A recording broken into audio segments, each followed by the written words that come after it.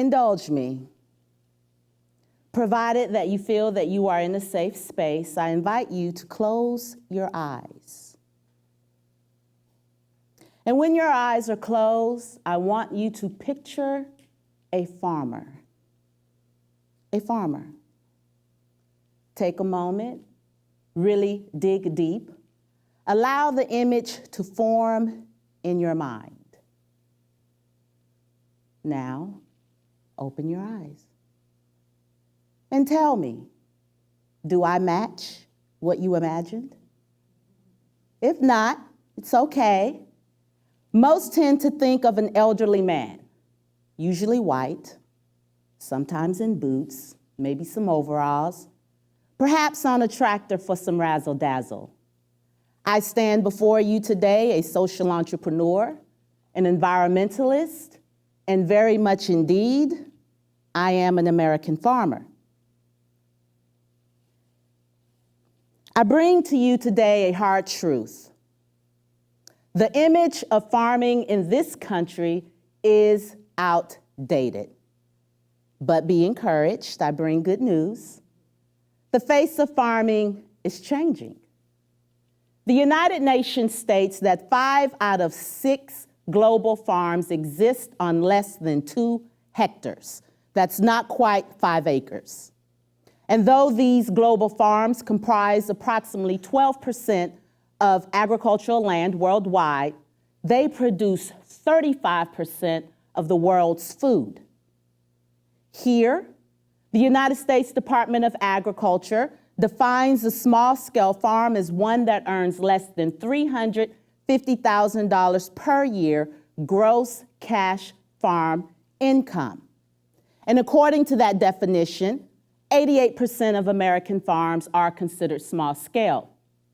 They make up approximately 46% of agricultural lands and produce almost 20% of agricultural products sold.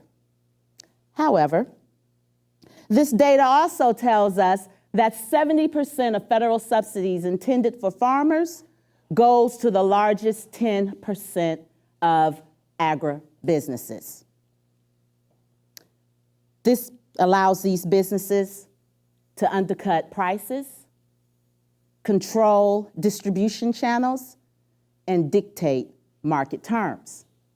And that is a disadvantage to small farmers such as me. Now, this market dominance, it comes at a cost, and it's a cost that we all pay. We are living in a reality of reduced food system diversity, meaning that we are relying on fewer and fewer to care for more and more. It squeezes out local producers, and it contributes to the decline of the rural economy. It creates an environment that is ripe for extractive agriculture. That's agriculture that degrades our soils, pollutes our waterways, and impacts climate change. Yet small-scale farmers, who are often more receptive to adopting regenerative practices, who are reinvesting in their communities, are often left to navigate these complex systems with little structural support. And thus, we have an agricultural system that puts profit before people, scale before sustainability, and consolidation before community. That has to change. We need for small-scale farmers to be in the room where conversations are being had, where solutions are being sought and decisions are being made about entrepreneurship, business leadership, sustainability, and resiliency. And today, I bring to you 5 reasons as to why, hopefully, you will agree with me. Now, reason number 1 may create or ruffle a few feathers. I've been known to do that from time to time. Small-scale farmers need to be in these rooms because we possess more skills than your most celebrated business leaders. Hear me out, hear me out.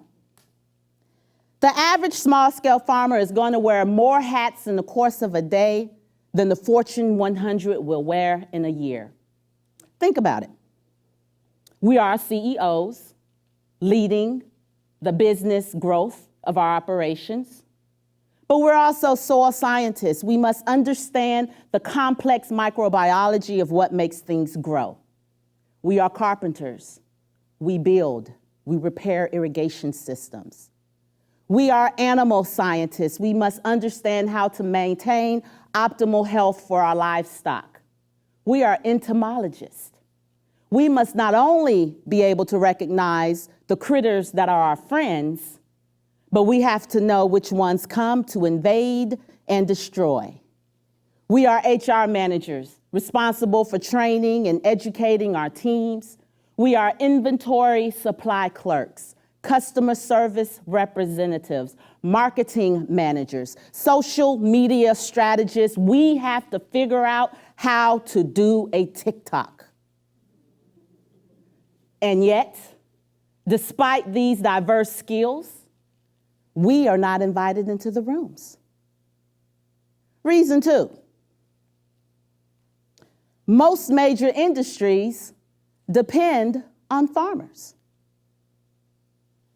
For instance, fashion, right? We all have on clothes, so obviously we're into fashion.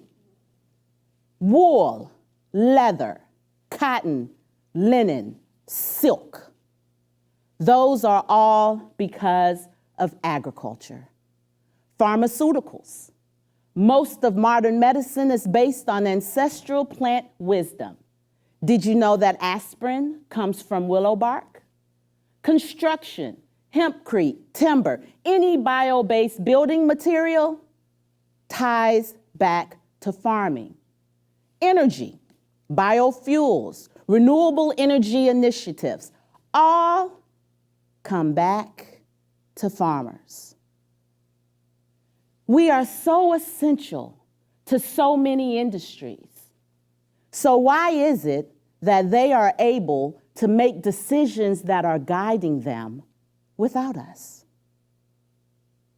3, the face of farming is changing.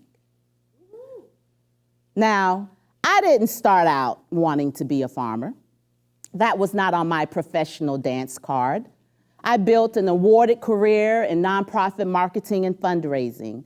I was paid to sit in rooms with people who had immense amounts of wealth and help them in finding work that was in alignment with their philanthropic objectives. Until I was the one seeking solace. And I sought solace in the soil. I am not alone. Many are choosing to make an intentional and conscientious movement into agriculture. Teachers, lawyers, doctors, nurses, engineers, corporate professionals, NFL players. And they are all bringing diversity of thought and their lived experience to agriculture. This is a key source of innovation, a ready trust to be tapped into. We should have farmers in those rooms. Reason number 4, if you want to know how to make a dollar holla and some ka-ching sing, talk to a small farmer. We are economic efficiency engineers. We know how to make things work with what we have. We are financial strategists. And we have a skill that many business leaders do not have. We know how to pivot and adapt. We need to be in those rooms. And last but not least, we need small farmers in those rooms because the current system is not working. It is time to open the gate. And for those who feel tension when the word inclusivity is used, I invite a reframe. It is time to expand. Expand the invitation list as to who can be in those rooms. Farmers are on the front end of dealing with climate change, yet we are not included when climate policy conversations are taking place. We are losing farmers every single day while large agribusinesses rake in billions. And if current administration continues in the same vein, this world will experience more people dying of starvation than it ever has in written history. We cannot afford to be quiet. So what can you do? I'm glad you asked. First and foremost, speak up. Your class lectures, your workshops, your work events include small farmers. Advocate for our compensation. Exposure does not pay our bills. Make sure that when we come into the room, we are not the only one not being paid. Amplify our voices. Share our social media content. Cite Black, brown, and women producers in your academic work. Open your academic spaces to us. Support our businesses. Many of us have e-commerce businesses, as well as we're always at your local farmers market. And last but not least, upgrade your own image of who a farmer is. Next time you close your eyes, may you see a different face. And making the assumption that we are a room full of rational, reasonable adults who believe in the power of choice. We know that those who determine who's allowed into the rooms have a choice, and they may choose to not include small farmers. So I offer a compromise. They can continue to not include small farmers, but they should not have any item in that room that small farmers were a part in creating. Because we may not be able to make them invite us, but we can make sure that they're not comfortable.